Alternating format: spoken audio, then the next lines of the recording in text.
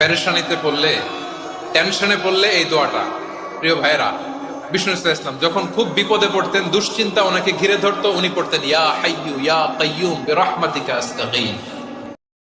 খালি 2 রাকাত নামাজ পড়ে আল্লাহকে বলেন, আল্লাহ না বুঝে না জেনে শয়তানের প্ররোচনায় পড়ে আল্লাহ জীবনে ভুল করেছেন, আল্লাহ ওয়াদা করছে আজকের পর থেকে কখনোই পাপে লিপ্ত হব না। পড়বেন আস্তাগফিরুল্লাহ আল্লাযী লা ইলাহা ইল্লা হুয়াল হাইয়ুল কাইয়্যুম ওয়া আতুবু ইলাইহি, এবং সাইয়্যিদুল ইস্তিগফার। আপনি বিশ্বাস রাখেন আল্লাহ পাক আপনার সমস্ত গুনাহকে নেকি দিয়ে পরিবর্তন করতে পারেন।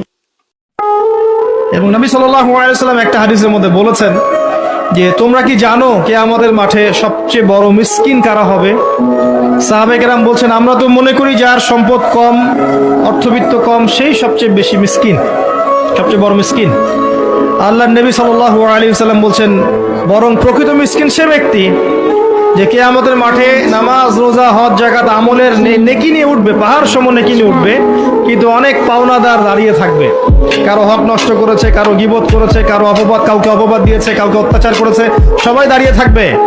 এদের হক আদায় না করা পর্যন্ত সে পুলসিরাত পার হতে পারবে না।